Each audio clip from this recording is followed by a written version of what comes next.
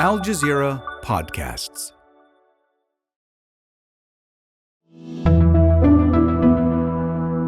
Today, it's the Donald Trump trial made for the tabloids, and it's been a month of courtroom drama. She says Trump was waiting for her dressed in satin pajamas. He said, "You remind me of my daughter because she's smart, blonde, and beautiful." We break down the latest with the former U.S. president's so-called hush money trial in New York. I'm Malika Bilal, and this is The Take.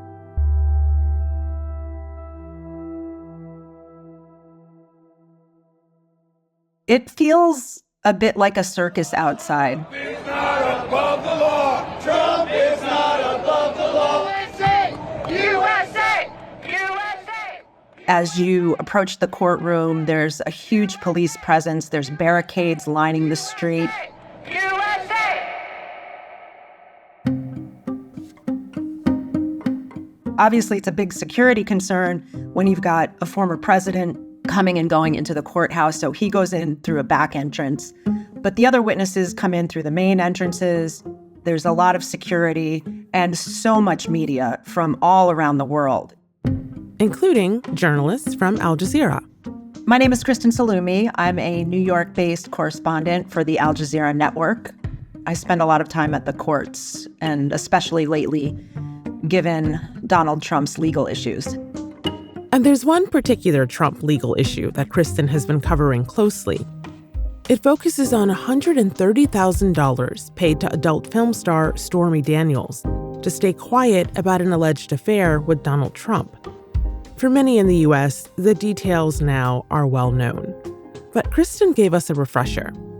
It was the run-up to the 2016 campaign, and a lot of negative news about Donald Trump was coming out. You remember the infamous Access Hollywood tape where Donald Trump is recorded in a conversation speaking disparagingly about women and how he could get away with grabbing them by certain parts of their body and they wouldn't complain because he's rich and famous. I'm automatically attracted to beautiful. I just start kissing them. It's like a magnet. You just kiss right on your way. And when you're a star, they let you do it. You can do anything. Whatever you want. Grab them by the I can do anything. That tape got out, and of course the coverage was very negative. It could have been a killer for his campaign. So the campaign was very concerned about any more negative publicity. And apparently they got wind of Stormy Daniels and another woman, Karen McDougal. They got wind of possible efforts to go public with their stories about alleged affairs with Donald Trump. Now, he denies having an affair with either one of these women, but the concern was about negative publicity, and so there were attempts to stifle that, to pay them to be quiet. That's the so-called hush money at the center of this trial. It was paid by Trump's then attorney, a man named Michael Cohen. But Kristen says that phrase confuses what the trial is actually about.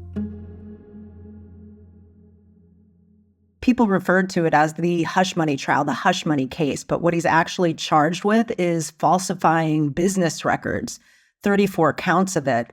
And the alleged crime is that he hid payments to his attorney that were really supposed to reimburse the attorney for paying off this adult film star as legal fees. Michael Cohen has been very consistent for the last number of years, saying that former President Trump instructed him to do this and that he did it acting on the former president's behalf. The allegation is it was the Trump organization that reimbursed Cohen, but it's considered campaign fraud because it was done to advance the candidate. So it's how the money and how the transaction was recorded that is actually at issue here, not the fact that he made the payments. It's a trial with big implications and big personalities to match. It's quite a colorful cast of characters. You've got Stormy Daniels, an adult film star.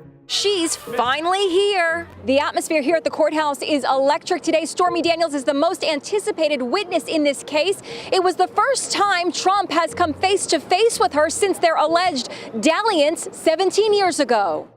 She's an actress, a producer, a director. She walked right by Donald Trump and went straight to the witness stand. What was she wearing? She was wearing all black, and it looked like a jumpsuit. And she has made a name for herself since these charges have come to light, certainly. I came out of the bathroom. What do you call it when you come out of a bathroom as a lady and you're not expecting someone to be there, and in front of you is a man in his underwear between you and the door, and you go around and he stands there? There's Michael Cohen, the former fixer of Donald Trump. He was the guy that was paid to do Donald Trump's dirty work. Cohen spoke about the payment during a hearing before the U.S. Congress in 2019.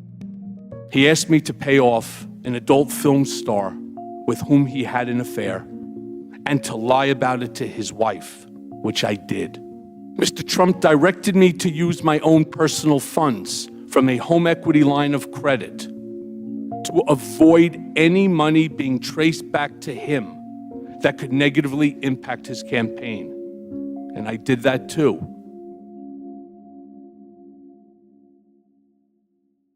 He testifies about talking to the media to get better coverage of Donald Trump when he was running for president, basically bullying people to get better payments for jobs that were being negotiated, that sort of a thing.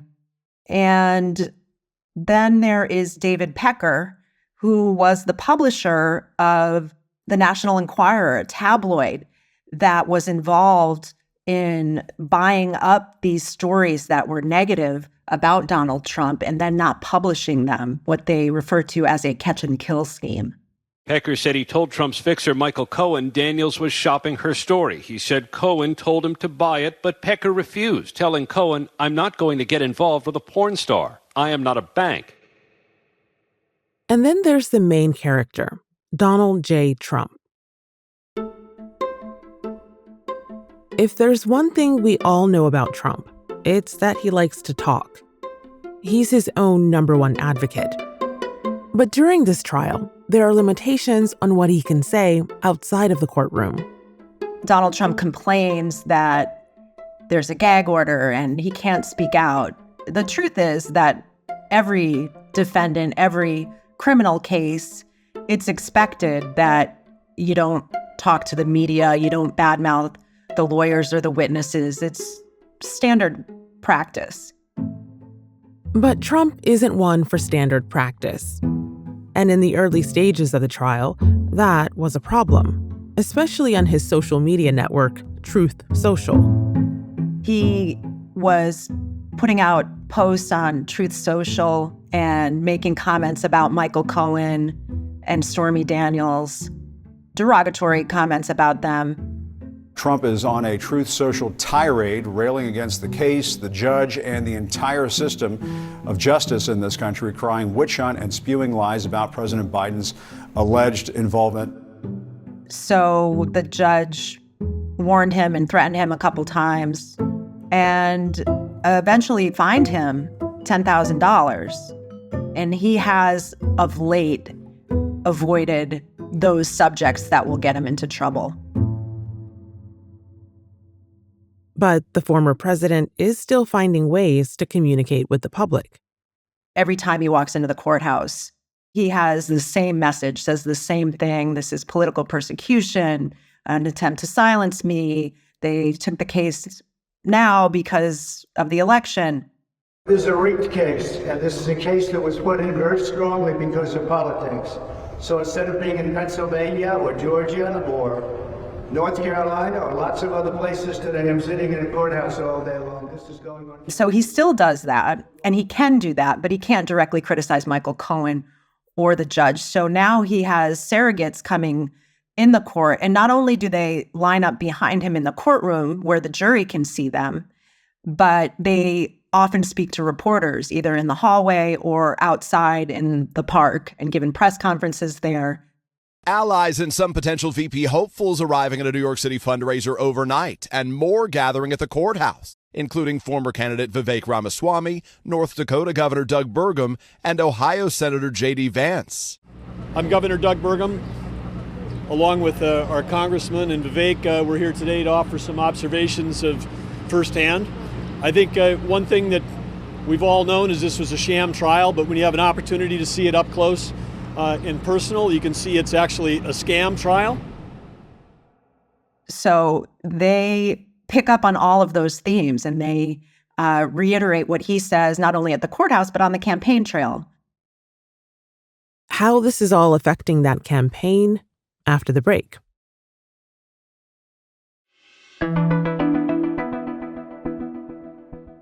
While Donald Trump is on trial in the Stormy Daniels case in New York, he's also in the middle of an election campaign. And it's a campaign where he's actually beating President Joe Biden in most national polls. But the trial has kept him from throwing his weight fully into the campaign. And it's become a major point in his campaign stump speeches. In New York City, I will be forced to sit fully gagged. I'm not allowed to talk. Can you believe it? They want to take away my constitutional right to talk. I have a crooked judge. This has never happened before, by the way. You do know that, right?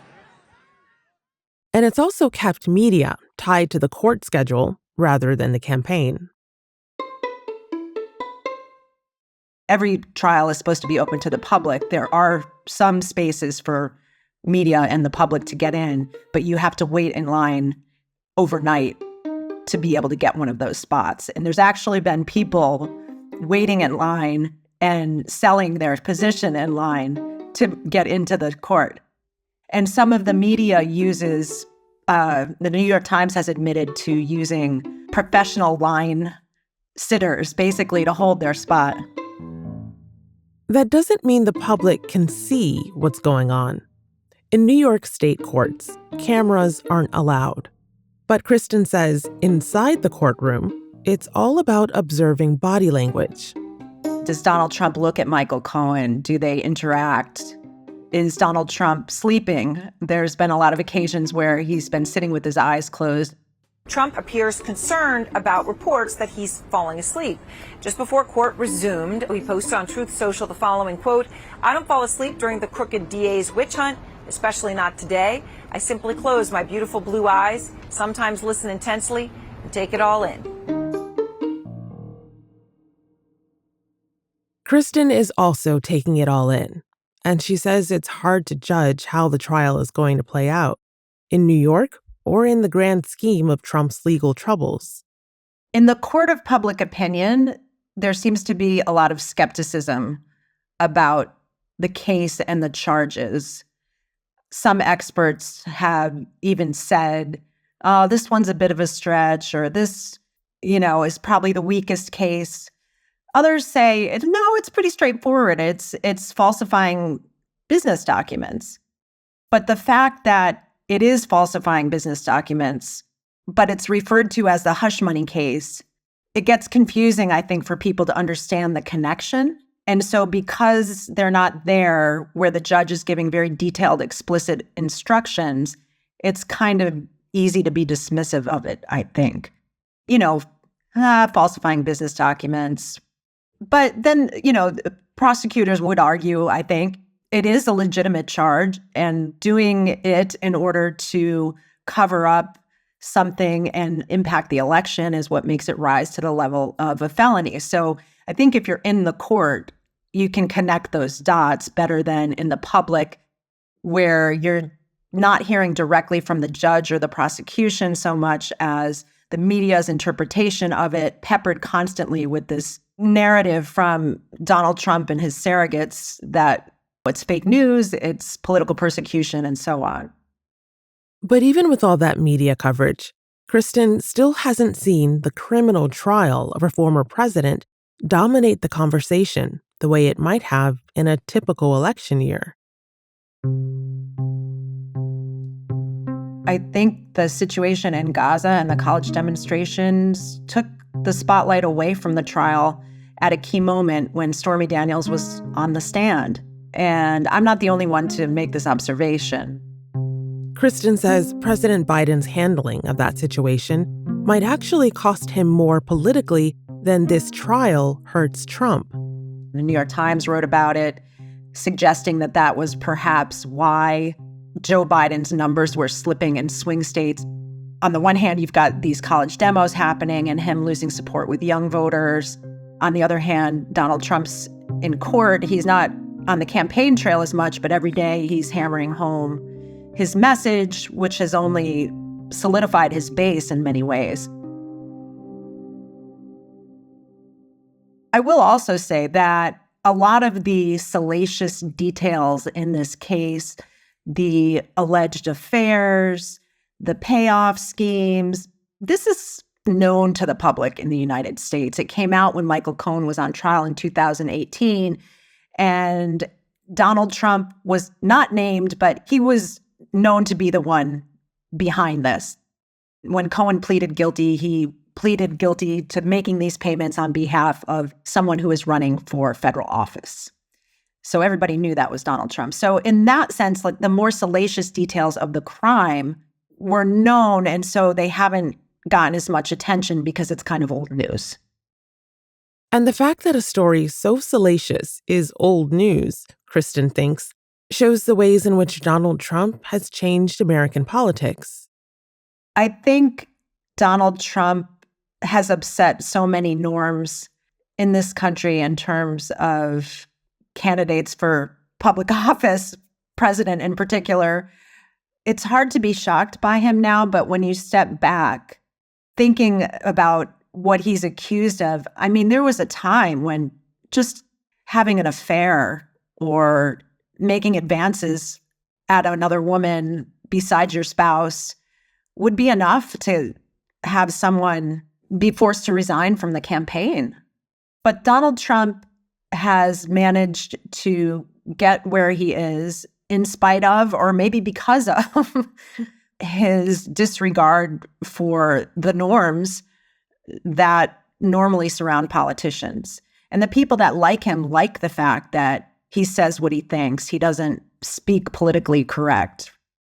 Whereas the people who are troubled by him see him as a threat to all of the norms of democracy and what a democracy should stand for.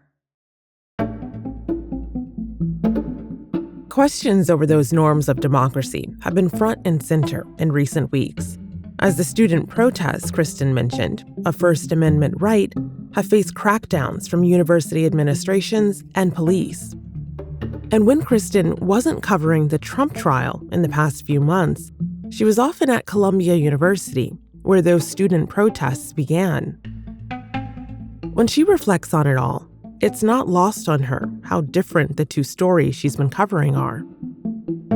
It is a bit surreal because on the one hand, you have people talking about issues of life and death, war and peace, children dying of starvation. And then on the other hand, you've got a politician in the middle of a campaign, and all the talk there is just attacking each other and about getting ahead to win an election.